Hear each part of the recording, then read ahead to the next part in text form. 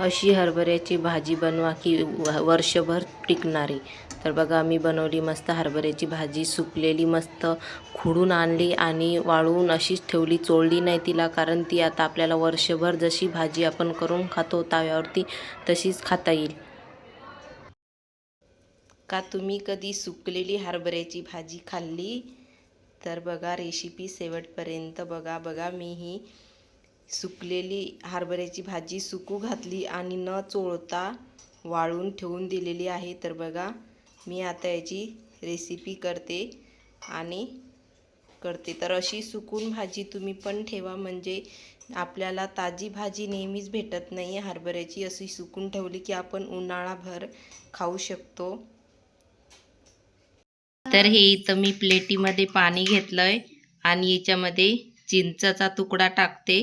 कसं आपल्या भाजीला वाळली की आंबटपणा राहत नाहीये आणि चिंचच्या पाणी टाकलं की आंबटपणा येतो त्याला। तर बघा मी बाकीची तयारी करेपर्यंत याच्यात चिंच भिजू घातली। आता याचं तोपर्यंत पाणी होते। तर चला आता बाकीची तयारी करू।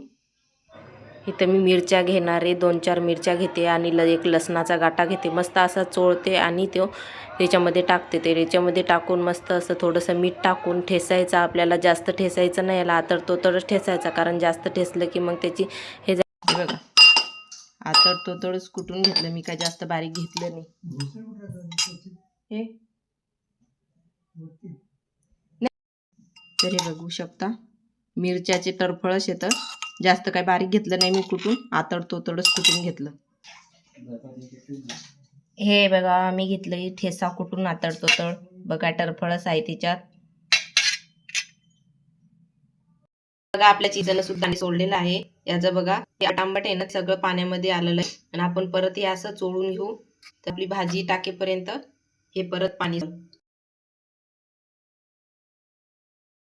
हे आपण ठेसा जे आता तोडलं होतं आहे आणि इकडं मी एक कांदा कट करून घेतला। इकडं कढई ठेवली तापायला। आता त्याच्यामध्ये आपण तेल टाकून घेऊ आणि तेल टाकणं झालं की आपण जे कुटून घेतलंय ते घेऊ। तेल थोडंसं जास्त टाकू, कारण तेलानं थोडी चांगली चव येते। तर मी 2 उबळ्या तेल टाकून घेतलं इथं। आता या भाजीमध्ये पाणी टाकून थोडंसं धू, म्हणजे ही वल्ली होईल आणि ताजी दिसल आणि छान वाटेल। तर हे बघा ही भाजी मी पाण्यामध्ये थोडीशी मुरू घातली, कारण पाण्यामध्ये याला मुरू घातलं थोडंसं की ही थोडीशी नरम होते आणि छान अशी ताज्या भाजीसारखी दिसते। तर आपण इकडं रेसिपी तयार करेपर्यंत हिला असंच पाण्यामध्ये ठेवून देऊया। तर चला सुरुवात करूया पुढच्या रेसिपीसाठी। व्हिडिओ शेवटपर्यंत नक्की बघा आणि लाईक आणि सबस्क्राईब केलं नसेल तर लाईक आणि सबस्क्राईब करायचं विसरू नका। तर इकडं आपण हा कांदा याच्यामध्ये टाकून घेऊया। तेल आपलं जास्तच तपलं होतं।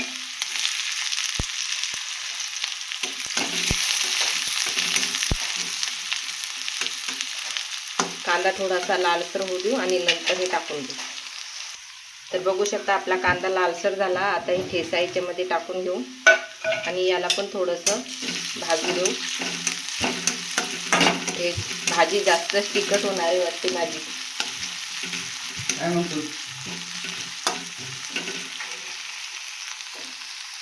हे पहा आपली भाजी फुलली, आता भाजीचा कलर आलाय वरी। आता इकडं पण आपले भाजलंय, याच्यामध्ये भाजी टाकून घेऊ।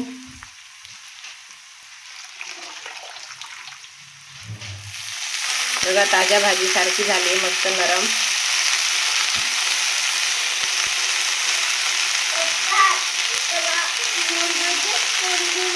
अशी वाळून भाजी ठेवली तर वर्षभर खाता येते, कारण हरभरा ताजा हरभरा असं वर्षभर राहत नाहीये। तर अशी वाळून ठेवली तर वर्षभर खाल्ल्या जाते।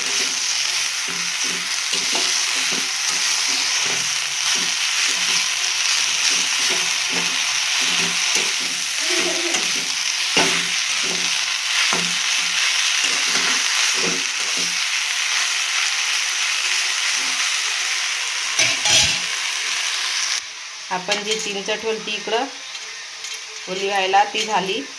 आता याला थोडं मुचकरून घेऊ, म्हणजे आता सगळं पाणी निघून येईल। तर आपल्या चिंचेचं पाणी सगळं आलेलं आहे आंबट, हे आता टाकून देऊ आणि हे पाणी आपण या भाजीमध्ये सोडून देऊ। तसं याला आंबटपणा येते थोडा.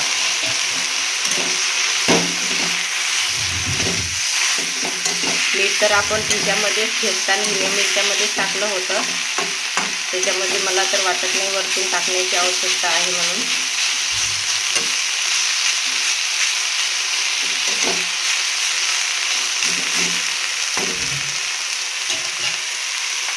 हे बघा दिसते ना हिरव्या भाजीसारखी ताजी ताजी भाजी. थोडंसं पाणी टाकून घेऊ, तसं छान शिजून जाईल.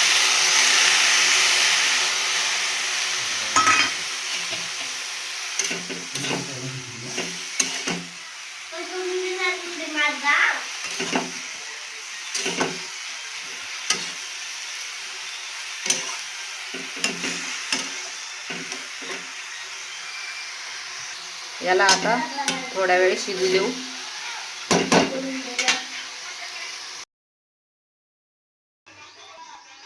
ते बघा कोथिंबीर पण त्याच्यामध्ये टाकून घेते, चव येते थोडीशी कोथिंबीरनं पण.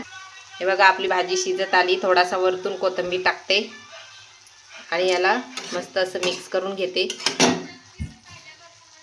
हरभऱ्याची भाजी बघून कोणाकोणाच्या तोंडाला पाणी सुटलं नक्की कमेंट करून सांगा.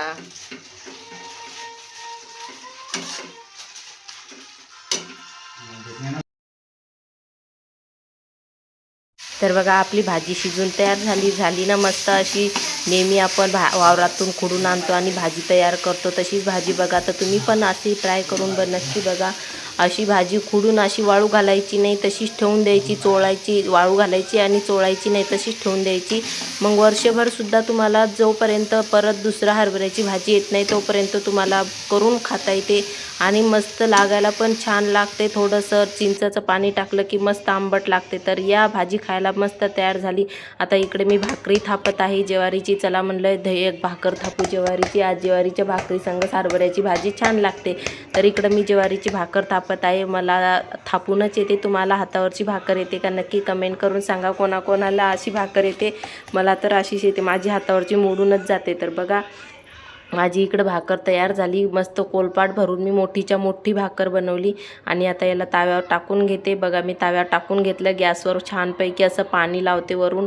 कोणाकोणाला ही ट्रिक माहिती आहे, कोणाकोणाला भाकरी जमत नाही, तर अशा प्रकारे भाकरी बनवता येईल. तर मला नक्की कमेंट करून सांगा आणि चॅनलला लाईक आणि सबस्क्राईब नसेल केलं तर लाईक आणि सबस्क्राईब नक्की करा.